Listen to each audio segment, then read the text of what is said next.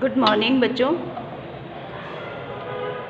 पाठ 7 तक हम लोग पढ़ चुके हैं। अब आज हम पढ़ेंगे पाठ 8। पाठ 8 है मध्य प्रदेश के गौरव। यह पाठ संकलित है। थोड़ी सी जानकारी दे देती हूँ मैं आपको इसके बारे में। मध्य प्रदेश के गौरव, इस पाठ में मध्य प्रदेश के दो महान व्यक्तियों डॉक्टर शंकरदयाल शर्मा और अटल बिहारी वाजपेयी के महत्वपूर्ण व्यक्तित्व पर प्रकाश डाला गया है। यद्यपि ये दोनों व्यक्ति हमेशा राजनीति में सक्रिय रहे हैं, फिर भी अपने कुछ विशेष गुणों के कारण अपनी अलग छाप इन लोगों ने छोड़ी और इसे प्रेरक के रूप में यहाँ प्रस्तुत किया गया है। उनके विशिष्ट मानवीय गुणों के माध्यम से प्रेरणा लेने का भाव जागृत करना चाहता है लेखक। डॉक्टर शंकरदयाल शर्मा और अटल बिहारी वाजपेयी ने साहित्य में, कला में, संगीत में, राजनीति में, विज्ञान के क्षेत्रों में अपना नाम रोशन करने के साथ साथ देश का नाम भी रोशन किया है। इनमें ईश्वर के प्रति आस्था और लोगों के प्रति प्रेम कूट-कूट कर भरा था। देश के सर्वोच्च पद पर रहने पर भी इनमें घमंड बिल्कुल भी नहीं था। अब पाठ पढ़ते हैं। संस्कृति, साहित्य और राजनीति के क्षेत्र में मध्य प्रदेश ने अनेक शीर्ष पुरुष राष्ट्र को दिए हैं। शीर्ष पुरुष मीन्स होता है इन सब क्षेत्र में महान लोग हमारे राष्ट्र को दिए हैं मध्य प्रदेश में, जो अपने अपने क्षेत्र में शीर्ष पर पहुँचे हैं, ऊंचे स्थान पर पहुँचे हैं और देश के लिए गौरव का विषय बने हैं। मतलब हमारे देश को महान बनाने में उनका योगदान रहा है। भोपाल की गुलियादाई गली में मध्यम वर्गीय परिवार में देश के राष्ट्रपति पद के सर्वोच्च शिखर पर पहुंचने वाले डॉक्टर शंकरदयाल शर्मा का नाम भी उन्हीं शीर्ष पुरुषों में से एक है। डॉक्टर शंकरदयाल शर्मा का जन्म 19 अगस्त 1918 को हुआ था।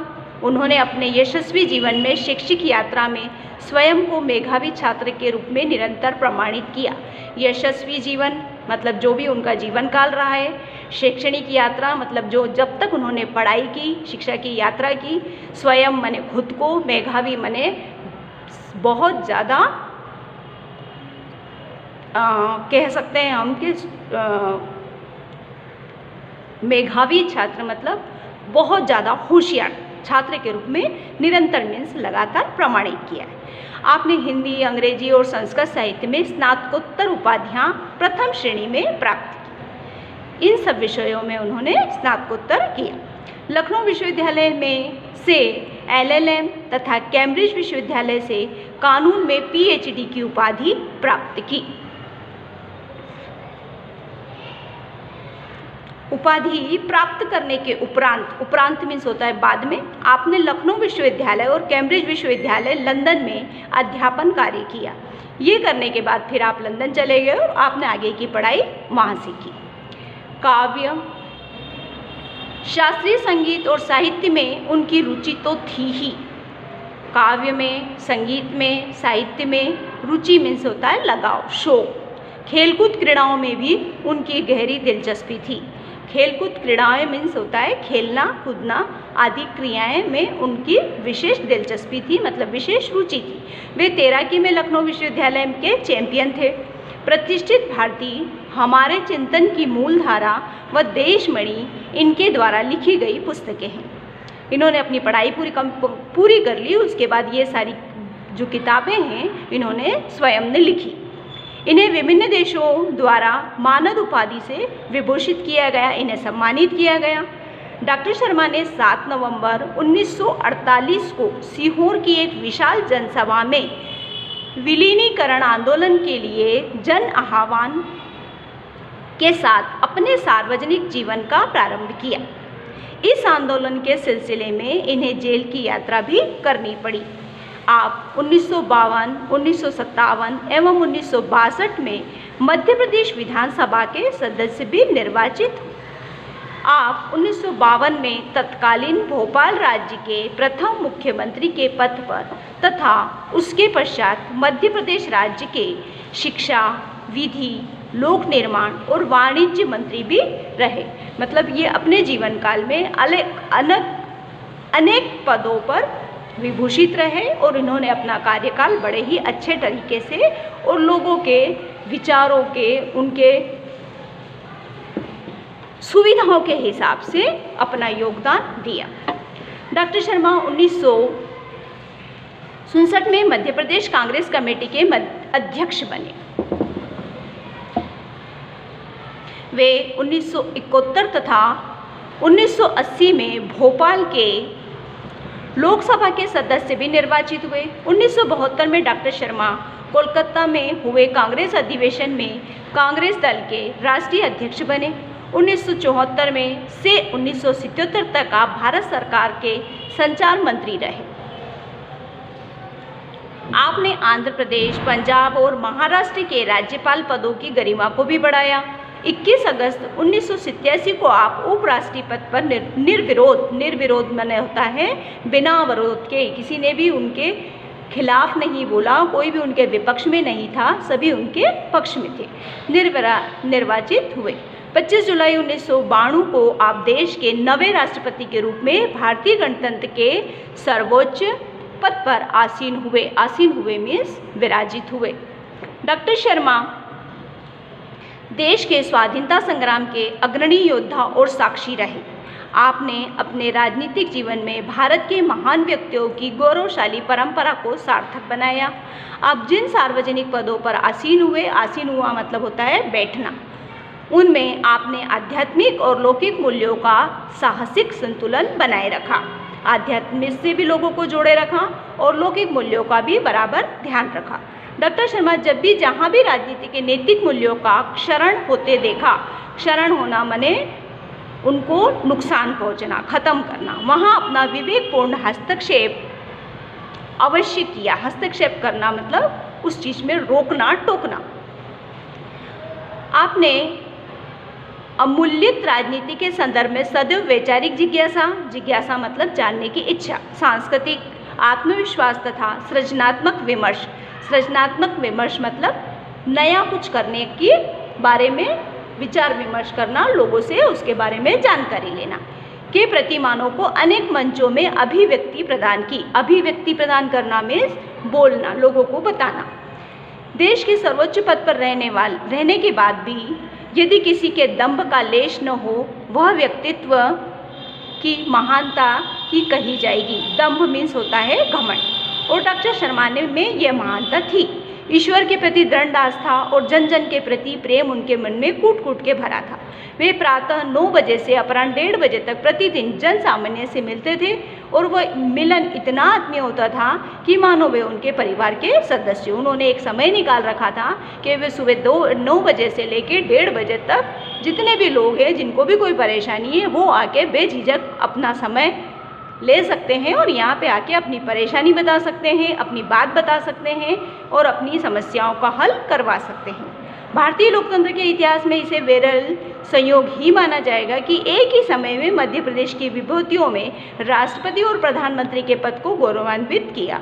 उन्होंने राष्ट्रपति के पद पे भी विभूषित रहे वे और प्रधानमंत्री के पद पर भी विभूषित रहे। प्रधानमंत्री के पद को सुशोभित करने वाले मध्य प्रदेश के दूसरे गौरव थे अटल बिहारी वाजपेयी। महात्मा गांधी के अंग्रेजों भारत छोड़ो आंदोलन के किशोरावस्था में भाग लेकर 24 दिनों की जेल यात्रा करने वाले अटल बिहारी वाजपेयी का जन्म ग्वालियर जिले के एक साधारण सी जगह शिंदे की छावनी में 25 दिसंबर 1925 को हुआ। इनकी माता कृष्णा देवी धार्मिक संस्कारों वाली महिला थी। घर में पठन पाठन का वातावरण था, मतलब पढ़ने का वातावरण था। घरेलू संस्कारों का प्रभाव बालक पर पड़ना ही था, क्योंकि जो घर का माहौल था वो उस बच्चे के ऊपर पूरा पड़ा। अटल सहज, सरल व भावुक हृदय के धनी बन गए। गरीब बच्चों को पढ़ाना, उनके लिए पुस्तकें एकत्र कर उनकी सहायता करना उनका सदा प्राथमिक प्रयत्न रहा है। ये उनका पहली कोशिश रहती थी। गरीबों की यथासंभव मदद वे छात्र जीवन से ही करते रहे। ऐसा नहीं कि उन्होंने बड़े होके देश के हित में कुछ काम किया। जब वे बच्चे थे तब से ही गरीब बच्चों की मदद करना उनके जीवन में ये चीज़ें शामिल थी। उनके पिता भी कृष्ण बिहारी वाजपेयी अध्यापक एवं कवि थे। अपने पिता की रचनाएं पढ़ते पढ़ते अटल जी तुकबंदी करने लगे, क्योंकि उनके पिताजी रचनाएं करते थे, कविताएं पढ़ते थे, तो अपने पिता को देख देख के वो भी कोशिश करते थे और उनकी रचनाओं की प्रशंसा होने लगी। इस तरह वो भी रचनाएं करने लगे और उनकी रचनाओं की भी तारीफ होने लगी। तो हिंदी साहित्य सभा की गोष्ठियाँ मीन्स होता है सभा में जाने लगे। उन दिनों घनाक्षरी और सवैया छंद विशेष पसंद किए जाते थे। अटल जी ने ब्रज भाषा में भी रचनाएं की।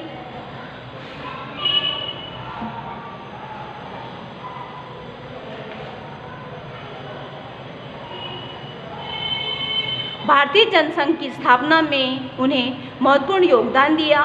1968 से 1973 तक वे उसके राष्ट्रीय अध्यक्ष रहे। भारतीय जनता पार्टी की स्थापना में भी उन्होंने सक्रिय भूमिका निभाई। सक्रिय मतलब लगातार जुड़े रहे। पंडित दीनदयाल उपाध्याय के निर्देशन पर वे कानपुर गए और राष्ट्र धर्म के प्रथम संस्थापक के रूप में कार्यभार संभाला। पत्रकारिता जगत में उन्होंने अपनी अलग पहचान आई। उन्होंने स्वदेश, पांचजन्य और वीर अर्जुन जैसे पत्रों का संपादन किया। राजनीति में उनकी रुचि स्वाभाविक ही थी। 1957 में बलरामपुर उत्तर प्रदेश से लोकसभा के सदस्य के रूप में चुने गए। इसके बाद वे निरंतर मीन्स होता है लगातार राजनीति में सक्रिय रहे। 1996 में वह प्रधानमंत्री बने। विपरीत परिस्थितियों के चलते उन्होंने स्वयं 31 मई 1996 को त्यागपत्र दे दिया। 1998 में पुनः प्रधानमंत्री चुने गए। उनकी सरकार 13 माह चल सकी। 13 अक्टूबर 1999 में एक बार फिर प्रधानमंत्री का पदभार संभाला और उनके कार्यों की सराहना हुई। सराहना मीन्स होता है तारीफ, प्रशंसा। अटल जी के विशिष्ट कार्यों को दृष्टिगत रखते हुए उन्हें पद्म भूषण की उपाधि से अलंकृत किया गया। अलंकृत माने होता है सजाया गया, सम्मान दिया गया। उत्तर प्रदेश हिंदी संस्थान लखनऊ में उन्हें गौरव हिंदी विभूति से सम्मानित किया गया। मेरी 51 कविताएं, केदी कविराय की कुंडलियाँ, न दैन्यम न पलायनम, मेरी संसदीय यात्रा आदि उनकी प्रमुख रचनाएं हैं। ये उन्होंने रचनाएं की थी क्योंकि उनको काव्य में रुचि थी और ये रुचि उनको अपने पिताजी से लगाव हुआ था, उसमें रुचि आई थी, इसलिए उन्होंने अपनी कविताएं लिखी थी। अपनी भाषण शैली और तथ्य प्रस्तुति की अनूठी कला के कारण अटल जी संसद में ही नहीं, संसद के बाहर भी इतने ही लोकप्रिय हैं कि सांसद ही नहीं, जन सामान्य भी उन्हें सुनने के लिए ललायित रहते हैं। उनके भाषण काव्यमय, साहित्यिक और प्रेरक होते हैं। प्रेरक मतलब कुछ सीखने वाले, जिससे हमको कुछ नया सीखने को मिले। वे समयानुकूल श्रोताओं और सभाओं के भाव जगाने में समर्थ होते थे।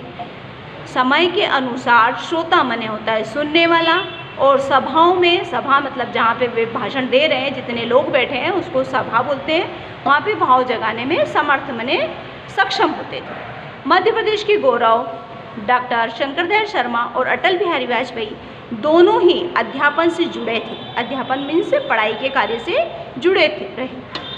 दोनों की रुचि ज्ञान दान में एक सी थी। दोनों में ही एक शौक था, दोनों को ही ज्ञान बांटना और दान देना, ये एक शौक था जो दोनों में ही समान रूप से था। धन्यवाद।